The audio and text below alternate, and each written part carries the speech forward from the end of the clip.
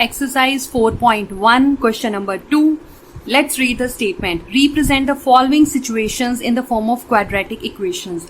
तो हमें कुछ situations given है, उनको हमें quadratic equation की form में represent करना है.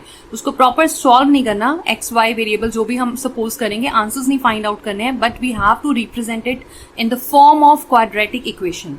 So our first statement is, the area of a rectangular plot is 528 square meter. The length of the plot in meters is 1 more than twice its breadth. We need to find the length and breadth of the plot. तो हमें given है जो length है वो breadth से 1 meter more than twice. तो हम suppose करेंगे let the breadth of the plot, first part, let breadth of the plot is equal to x suppose कर लेते हैं, and length of the plot is equal to twice its breadth and 1 meter more. और हमें ये given है metres में, तो साथ में यूनिट भी जरूर लगाना है, ठीक है. एंड नेक्स्ट हम क्या लिखते हैं, अकॉर्डिंग टू दी क्वेश्चन. अब अकॉर्डिंग टू क्वेश्चन हमें एरिया गिवन है 528. तो this plot is in the form of a rectangular. Area of rectangle, this is equal to 528. तो एरिया ऑफ रेक्टेंगल का फॉर्मूला होता है लेंथ इंटू ब्रेथ, ठीक है जी. तो लेंथ हमारे पास है 2x + 1 एंड ब्रेथ हमारे पास है x इज इक्वल टू 528. अब इसको मल्टीप्लाई कर लेते हैं. 2x² + x, 528 लेफ्ट साइड पे आएगा, साइन चेंज हो जाएगा. So our quadratic equation will be 2x² + x - 528 equal to 0. So this is the solution of first part. Let's move to the next part. So our next statement is, the product of two consecutive positive integers is 306. We need to find the integers. So we have to suppose the positive integers, and these are consecutive, right? So let one integer is equal to x and other consecutive integer is equal to x plus 1. According to question, हमें statement में given है इनका product. Product है is equal to 306.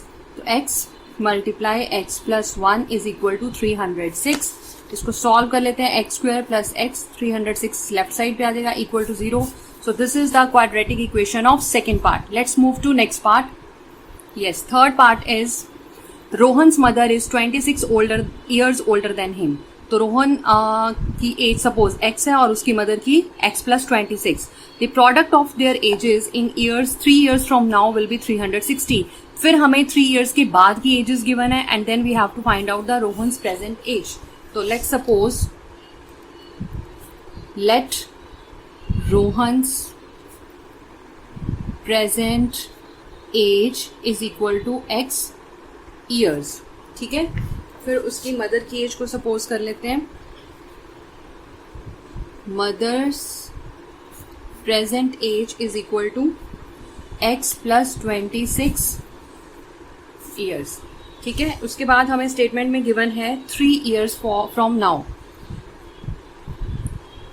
After 3 years Rohan's age, तो उसकी 3 years में plus हो जाएंगे उसकी एज में, ठीक है ना. अगर आज वो 10 साल का है तो 3 साल बाद होगा वो 13 साल का, ऐड करके पता चलेगा. So after 3 years mother's age x + 26 + 3 कर देंगे, तो हमारे पास क्या बन जाएगा, x + 29 years. तो हमारे पास मदर्स की एज भी आ गई है, ठीक है. Now the product of their edges. अब हमें क्या करना है, इसकी दोनों की एजेस का प्रोडक्ट करना है. According to question, x + 3 multiply x + 29 is equal to 360. So अब हमें क्या करेंगे, हमें क्वाड्रेटिक इक्वेशन चाहिए, तो हम इनको मल्टीप्लाई करेंगे. x को पहले दोनों के साथ x² + 29x बन जाएगा. देन 3x प्लस 3 और 29 3 ज़ा 87 is equal to 360. Then x square, इन दोनों को प्लस करेंगे 32x आ जाएगा, plus 87 minus 360 x square plus 32x, इन दोनों को माइनस कर लेते हैं, सबट्रैक्ट करेंगे तो हमारे पास आ जाएगा 273 equal to 0. So this is the required quadratic equation.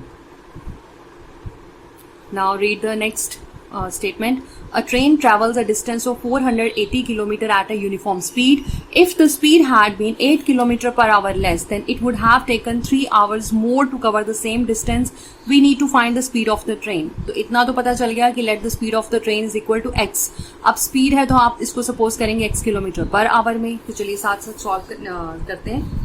Fourth part,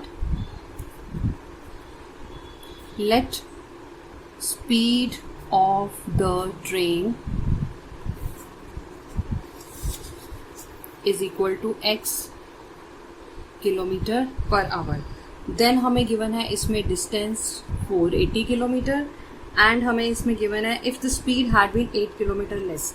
okay, अगर हमारे पास डिस्टेंस इतना है और हमें स्पीड इतनी गिवन है तो ये टाइम के इक्वल अगर हमें रखेंगे तो क्या होगा, distance upon speed is equal to time.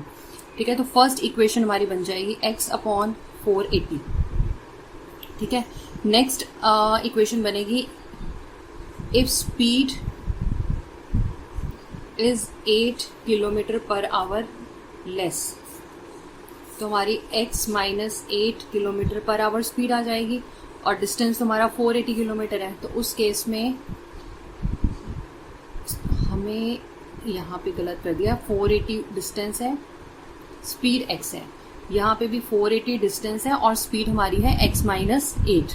ठीक है, इसके बाद देखिए फिर से स्टेटमेंट बता रही हूँ आपको. Speed had been 8 kilometre per hour less, then it would have taken 3 hours more. अगर उसकी स्पीड कम होगी तो वो 3 आवर्स ज़्यादा लेगी. It means according to question 480 upon x minus 8 minus 480 upon x is equal to 3.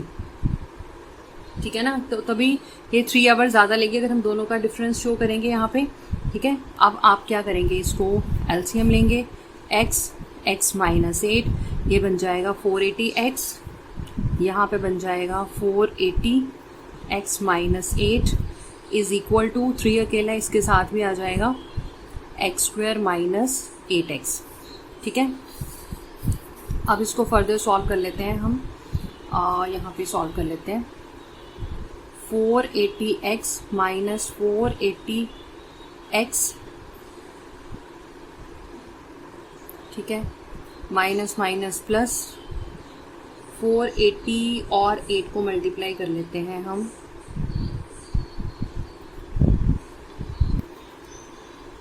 480 and 8 3840 is equal to 3x square minus